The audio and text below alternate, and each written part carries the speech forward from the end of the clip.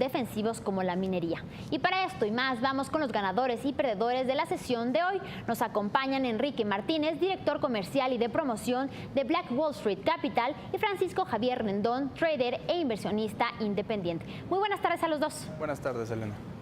Buenas tardes, Elena. Enrique, comenzamos contigo. En un entorno en el que el consumo empieza a mostrar señales de agotamiento y tras el reporte positivo que presentó Alsea a la BMV, es decir, a la Bolsa Mexicana de Valores, ¿qué perspectiva tienen de la emisora para lo que resta del año? Bueno, Elena, como bien mencionas, el consumo privado fue el motor que permitió que la economía creciera en un ritmo decente durante los últimos 2 años, pero en gran medida ese consumo era alimentado por el crecimiento en el empleo y por el crédito. Y ambos factores parecen haberse desacelerado. Por ejemplo, al cierre del año pasado, el crédito al consumo crecía a tasas reales de 8.5% y ahora crece a un ritmo de poco menos 3%. Esto es entendible en un escenario en el que la inflación se disparó a casi 7% apenas a mediado año, y si le sumas la frenética alza de tasas de Banxico, obtienes un escenario donde, además de que el costo del crédito incrementa de un día para otro, es más conveniente tener tu dinero en el banco que emprender un negocio. Bajo esta perspectiva, es notable que Alsea haya podido mantener crecimientos cercanos al doble dígito. Por ejemplo, sus ventas incrementaron 9.1% y su utilidad neta fue de un 25.2%, lo que muestra que es una empresa con un plan de expansión orgánica que no resiente la desaceleración de la economía de manera inmediata. También nos llama la atención que la diversificación del portafolio Alsea depende cada vez menos de sus ventas en México, lo que a su vez la protege de fluctuaciones cambiarias. De ahí que su EBITDA haya crecido en un 6.6%, a pesar que la volatilidad que hemos visto en el tipo de cambio del peso frente al dólar. Bueno, en el agregado creemos que la emisora es una opción con muy buen potencial de crecimiento en el interior de un sector de por sí defensivo como es el consumo, por lo que es una muy buena opción para cubrir nuestros portafolios en el mediano plazo sin sacrificar excesivamente el rendimiento. Bien, y Francisco, sobre este tema de Gruma, la empresa también mencionó que sus resultados se vieron afectados por el impacto de los huracanes en Texas y Florida, así como por la adquisición del 14.5% del total de las acciones públicas de GIMSA.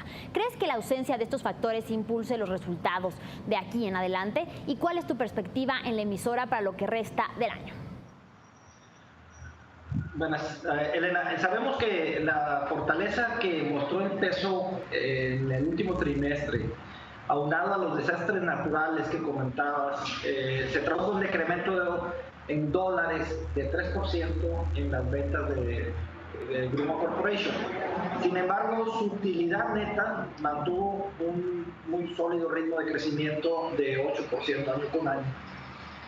Por lo tanto, mi perspectiva para lo que resta del año es que se mantenga en el canal de ascenso de mediano plazo que ha venido formando desde mediados de julio y que la puede llevar a niveles de 280 a 290. Bien, Enrique, por otra parte, esta temporada de reportes también pudimos ver que Gruma frenó los extraordinarios avances que tuvo el trimestre pasado. ¿Consideran en Black Wall Street que la acción ha dejado de ser atractiva realmente? La situación con Gruma es que, al ser una empresa tan grande y diversificada geográficamente, constituye más bien la artillería pesada del sector de consumo.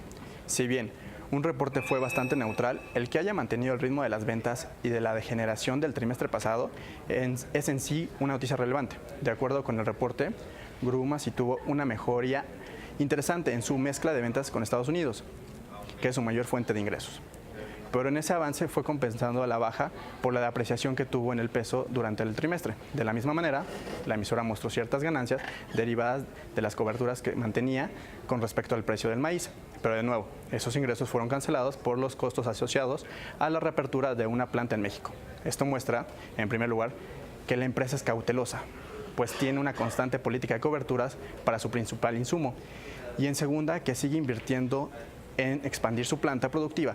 Por eso creemos que la acción puede mejorar sustancialmente de precio hacia el final del año.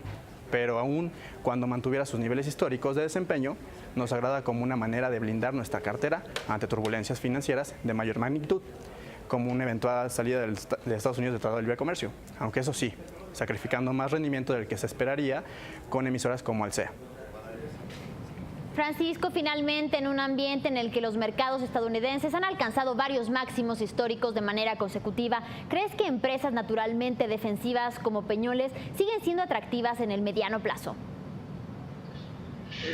Yo creo que sí va a seguir siendo atractiva una empresa, como comentas, naturalmente defensiva, como Peñoles. Yo lo veo por varios factores. El primero es el fortalecimiento del dólar contra las principales divisas que se ha venido dando y en especial contra el peso. La segunda es el ajuste que tuvo en el segundo trimestre de un 15% y que lo ha venido revirtiendo. Y el tercero es precisamente el valor que tiene como acción defensiva que le puede dar a los portafolios de los inversionistas, pues una forma de proteger en caso de un ajuste de los mercados, Elena. Bien, les agradezco muchísimo, Enrique y Francisco, por este análisis. Estaremos al pendiente de lo que sucede en el resto de la semana, que ya nada más quedan 2 días. Que tengan muy buena tarde.